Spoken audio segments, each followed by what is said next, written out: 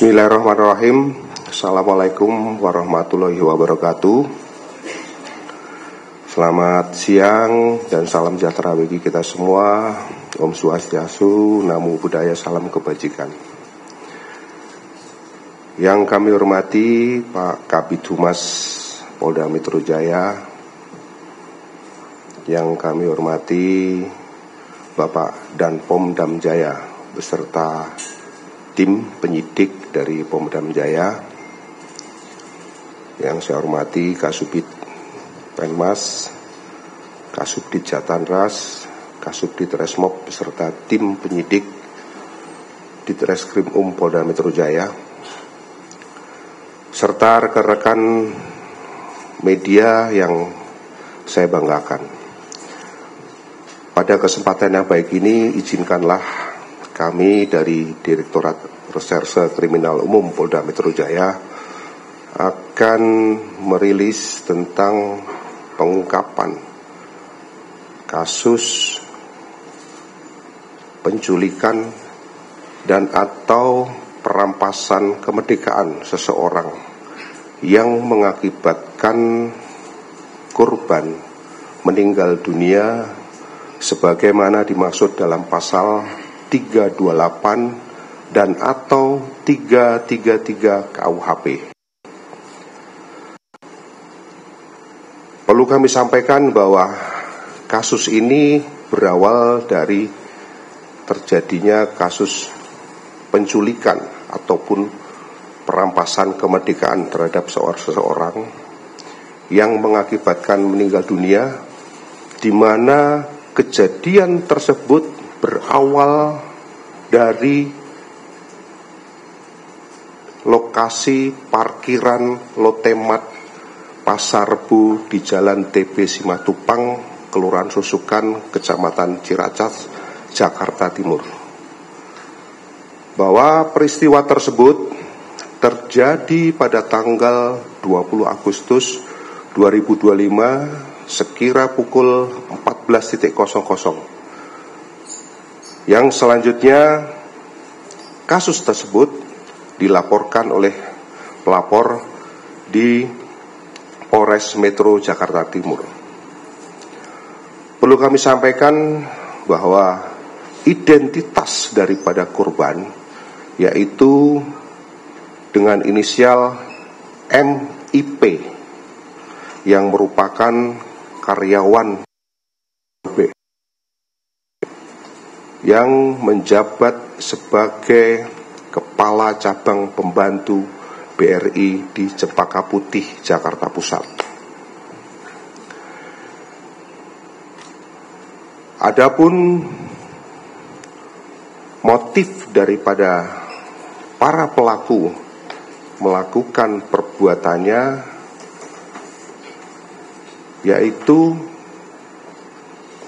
para pelaku ataupun para tersangka pemindahan rekening penampungan yang telah dipersiapkan. Rekan sekalian, bahwa peristiwa ataupun kronologis daripada kejadian tersebut berawal dari sekitar bulan Juni tahun 2025, pelaku atas nama C alias K bertemu dengan saudara pelaku DH, di mana pada saat itu C alias K memiliki data rekening dorman di beberapa bank. Kemudian saudara C alias K memiliki rencana untuk memindahkan uang dari rekening dorman tersebut ke rekening penampungan yang telah dipersiapkan. Sehingga dalam rencana ini C alias Ken sudah menyiapkan tim IT. Namun untuk melaksanakan hal tersebut memerlukan persetujuan ataupun otoritas dari kepala bank. Sehingga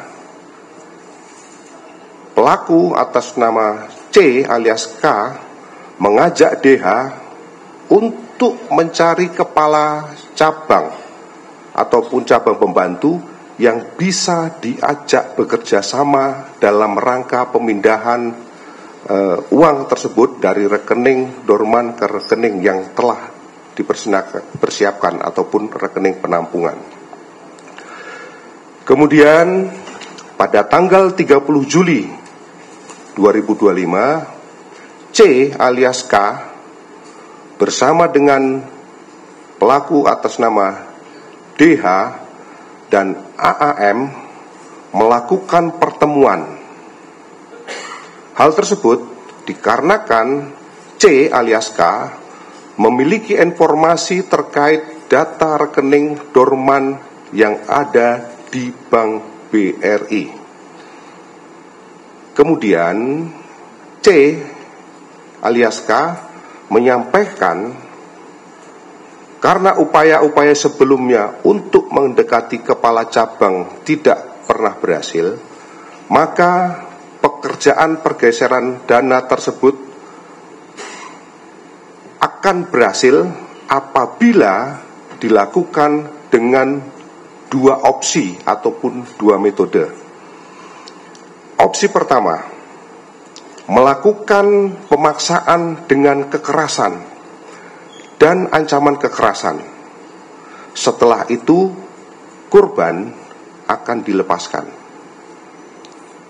Kemudian, opsi yang kedua, melakukan pemaksaan dengan kekerasan dan atau ancaman kekerasan.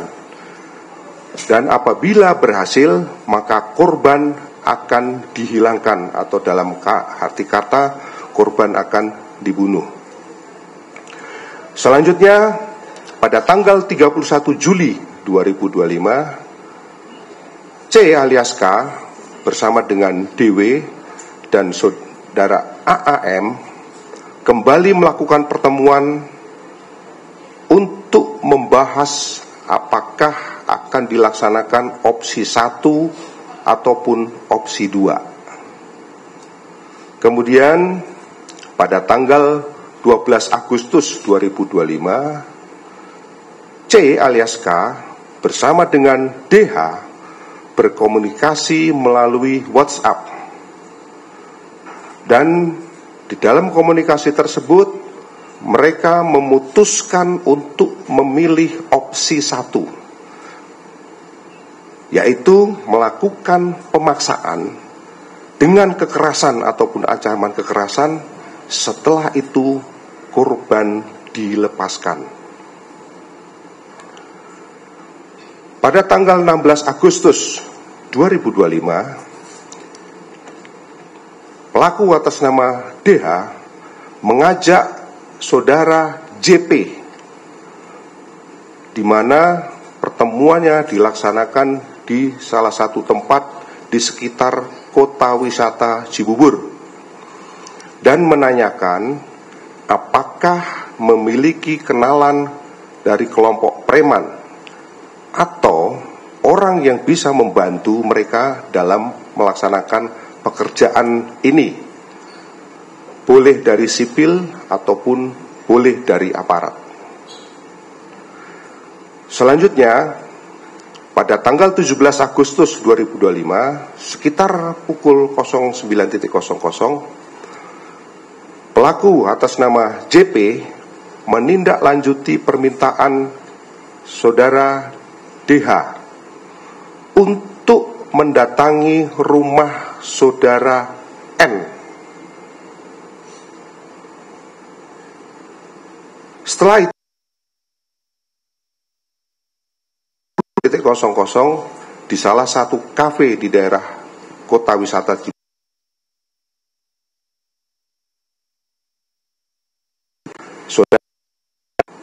saudara JP, saudara AAM, dan saudara N. Jadi dalam pertemuan tersebut ada 4 orang yang hadir. dengan tujuan untuk persiapan untuk dilakukan penculikan terhadap korban. Pada tanggal 18 Agustus 2025 dilaksanakan pertemuan kembali yang dihadiri oleh Saudara DH, Saudara AM, Saudara JP, dan Saudara N di salah satu kafe di kota wisata di daerah Cibubur untuk membahas persiapan penculikan. Di dalam pertemuan tersebut, DH dan AAM bertugas untuk menyiapkan tim yang akan mencari alamat korban serta mengikuti korban, di mana dalam tim tersebut terdiri dari 5 orang. Ulangi, terdiri dari 3 orang. Yang pertama adalah saudara dan saudara B.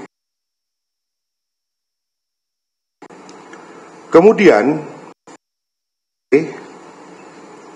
saudara JP menyiapkan tim untuk membantu membuntuti korban, yaitu dengan inisial saudara AW, serta menyiapkan tim yang akan melakukan penculikan terhadap korban.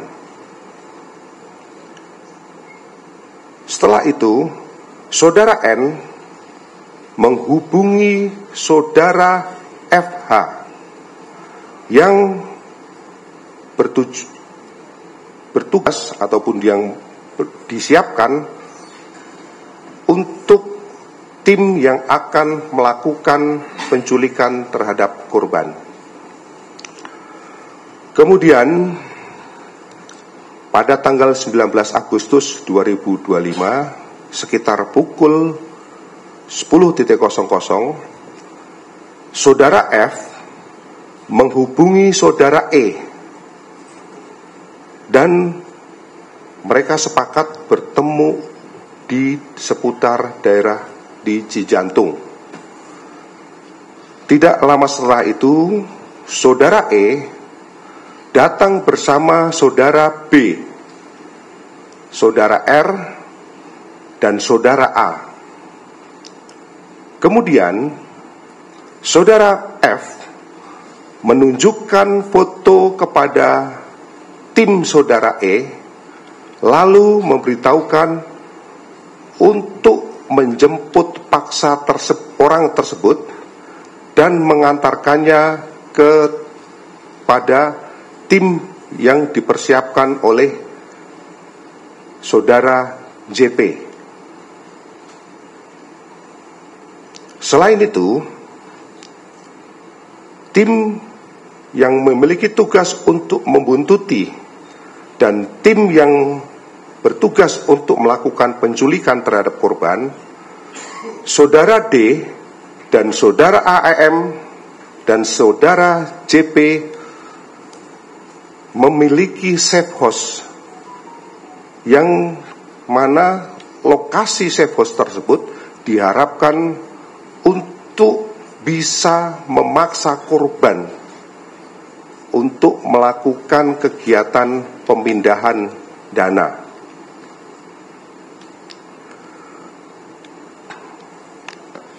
Rekan-rekan sekalian, selanjutnya pada tanggal 20 Agustus 2025, setelah dilakukan serangkaian kegiatan pembuntutan terhadap korban,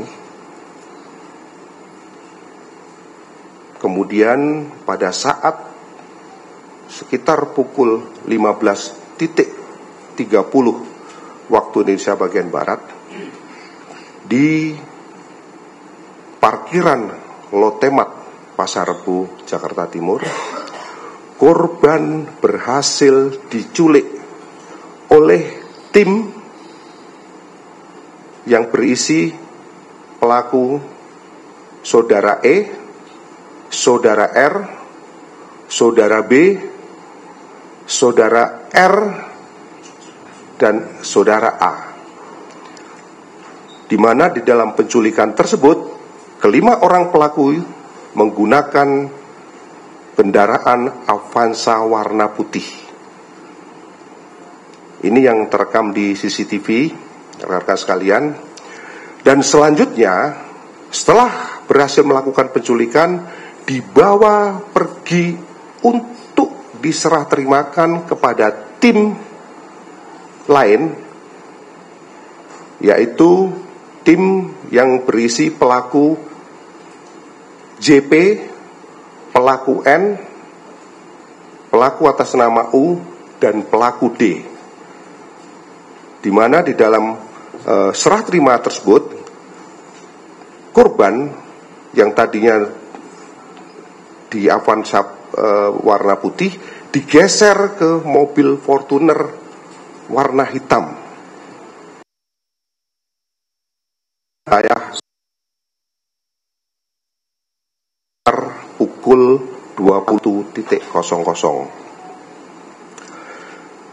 Selanjutnya, dari pukul 21.00, setelah korban berada di penguasaan tim saudara JP, N, U, dan D, untuk menunggu tim penjemput yang dipersiapkan oleh saudara C alias K, yang rencananya akan dibawa ke safe house yang telah disiapkan.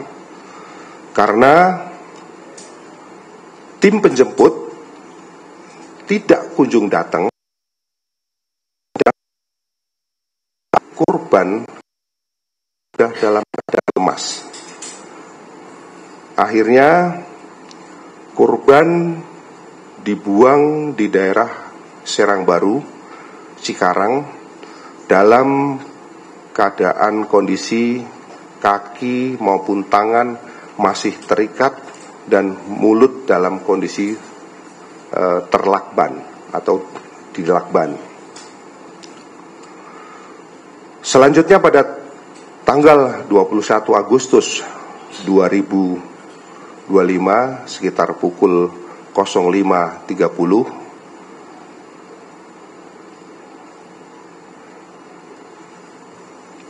Polsek dari Cikarang mendapatkan laporan tentang penemuan mayat dari warga masyarakat sekitar, dan selanjutnya dilakukan penanganan dan olah TKP. Kemudian setelah dilakukan visum, kami sudah mendapatkan hasil sementara daripada visum et repertum, di mana korban meninggal diakibatkan karena kekerasan benda tumpul pada leher yang menekan jalannya nafas dan pembuluh nadi besar, pembuluh nadi besar, sehingga menimbulkan ataupun menyebabkan mati lemas. Namun hasil tersebut masih belum final karena kami masih menunggu hasil pemeriksaan toksikologi. Rekan-rekan sekalian, selanjutnya tim gabungan dari Subdit Resmob dan Jatanras setelah melakukan serangkaian penyelidikan dan pendalaman dengan mengumpulkan keterangan saksi-saksi maupun alat bukti yang ada, alhamdulillah akhirnya kami berhasil mengamankan sebanyak 15 orang tersangka, di mana dari 15 tersangka tersebut kami membagikan menjadi 4 kategori clustering atau 4 kategori atau 4 klaster. Klaster yang pertama yang merupakan otak perencana pelaku penculikan. Ini terdiri daripada 4 orang. Adapun identitasnya adalah C alias K, di mana peran daripada C alias K ini adalah mengatur dan menghadiri pertemuan dengan pelaku DWI. Kemudian yang kedua, menyiapkan rencana dan menyiapkan tim IT untuk perpindahan uang dari rekening dorman ke rekening penampungan. Kemudian peran yang ketiga adalah mencari ataupun yang pelaku C ini memiliki informasi tentang rekening-rekening dorman yang ada di bank. Selanjutnya, pelaku yang kedua adalah pelaku DW. Pelaku DW ini perannya adalah yang pertama menghadiri pertemuan dengan saudara C alias K. Kemudian saudara, ulangi DH ya, bukan DW. Saudara DH menghubungi saudara JP untuk mencari tim penculik.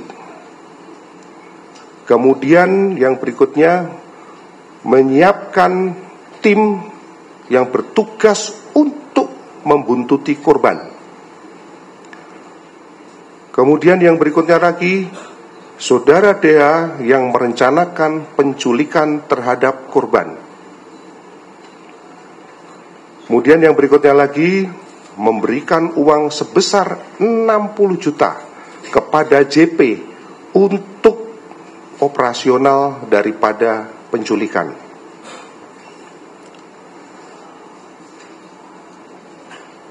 Selanjutnya, pelaku yang ketiga adalah pelaku atas nama AAM.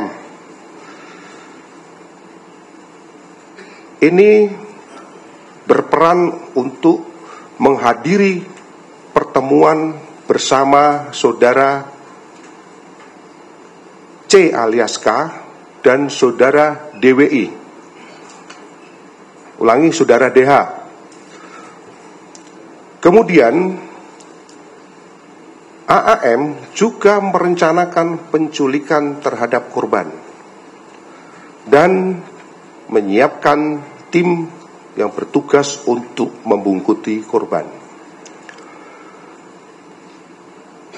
Selanjutnya, pelaku yang keempat adalah saudara JP, bertugas mempersiapkan tim eksekutor bersama dengan saudara M. Kemudian saudara JP ini juga ikut membuang korban di Cikarang bersama saudara N. Kemudian yang ketiga, berperan mengkoordinir dan mengawasi jalannya pembuntutan sampai dengan kegiatan daripada penculikan terhadap korban. Kemudian peran yang berikutnya adalah memberikan uang sebesar 150 juta kepada saudara N untuk operasional penculikan. Karena sekalian, itu adalah klaster daripada otak perencana penculikan terhadap korban. Kemudian klaster yang kedua, ini merupakan klaster eksekutor penculikan terhadap korban, di mana di dalam klaster penculikan terhadap korban ini kami berhasil mengamankan sebanyak 5 orang tersangka. Yang pertama dengan inisial E, ini berperan memasukkan secara paksa korban ke dalam mobil Avanza putih. kemudian melakukan penganiayaan kepada korban. Yang berikutnya, melilitkan lakban ke wajah korban, kemudian mengikat tangan korban dengan tali rafia. Dan pelaku E menerima uang sebesar 45 juta rupiah dari saudara FH untuk operasional penculikan, yang kemudian uang tersebut dibagikan kepada 4 rekannya yang lain, masing-masing dengan besaran 8 juta rupiah. Selanjutnya, pelaku yang kedua atas nama REH ini berperan membantu saudara E, pelaku yang pertama, untuk memegangi korban dari belakang dalam proses melilitkan lakban dan mengikat tangan korban. Selanjutnya, pelaku JRS ini berperan untuk membantu saudara E memegangi tangan korban dari kanan, ya bagian tangan bagian kanan, dalam proses melilitkan lakban dan mengikat tangan korban.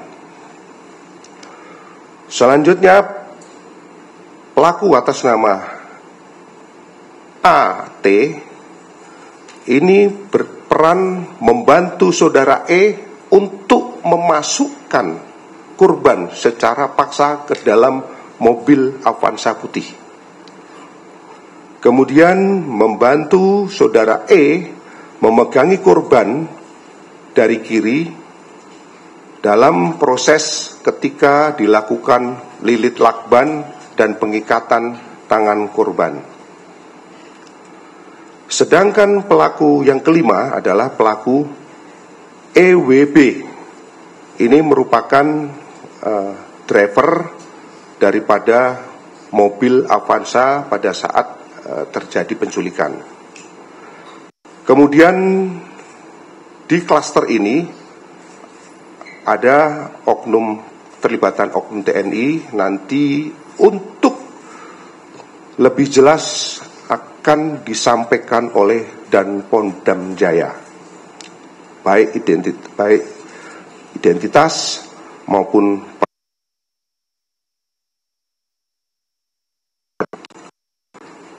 Adapun klaster yang ketiga adalah klaster penganiayaan yang mengakibatkan korban meninggal dunia. Ini sebanyak 3 orang. Yang pertama adalah saudara JP, yang mana JP ini juga merupakan salah satu otak perdana, tapi juga sekaligus sebagai eksekutor. Karena seperti kita ketahui bersama bahwa JP ini juga berada di dalam mobil Fortuner warna hitam, yang mana korban ketika dipindahkan setelah diculik itu dipindahkan dari Avanza putih ke Fortuner hitam. Adapun peran saudara JP yaitu menginjak kaki korban pada saat di dalam mobil Fortuner dan membuang korban bersama saudara N.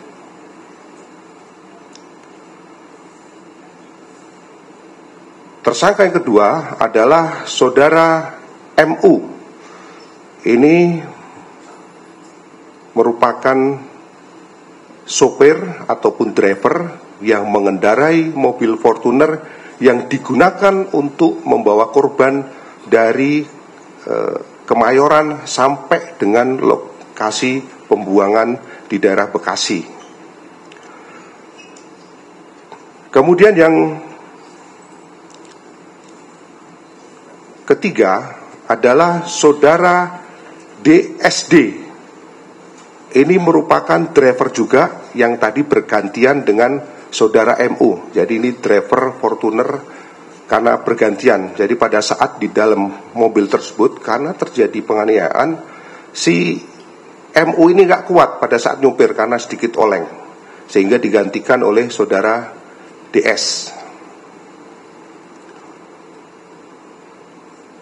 Kemudian di dalam klaster ini terdapat satu tersangka yang merupakan oknum TNI. Nanti akan dijelaskan detail oleh Dan Pomdam Jaya. Kemudian yang klaster keempat, yaitu klaster surveillance ataupun orang yang bertugas membuntuti korban. Ini berhasil kita tangkap sebanyak 4 orang. Yang pertama adalah saudara AW, kemudian yang kedua adalah saudara EWH, sedangkan yang ketiga adalah saudara RS, yang keempat adalah saudara RS. Rekan-rekan sekalian, dari kasus tersebut masih ada 1 orang yang belum tertangkap dan kami tetapkan sebagai DPO. Ini dengan inisial EG. Ini perannya adalah sebagai tim yang masuk dalam kategori klaster 4, yang dimana ikut membuntuti korban. Ini adalah DPO-nya. Mungkin nanti silahkan nanti bisa di zoom. Tersangka atas nama EG.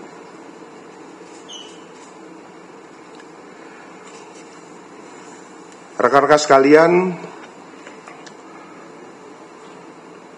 dari hasil penyelidikan dan penyidikan serta pendalaman yang telah dilakukan oleh tim penyidik terhadap para tersangka, dipersangkakan dengan pasal tindak pidana penculikan dan atau merampas kemerdekaan orang sebagaimana dimaksud dalam pasal 328 dan atau 33 ayat 3, yang mana ancaman hukumannya adalah selama-lamanya 12 tahun. Mungkin ini yang perlu kami sampaikan dari kami, Direktorat Reserse Kriminal Umum Polda Metro Jaya. Selanjutnya kami kembalikan kepada Bapak Kabid Humas. Terima kasih.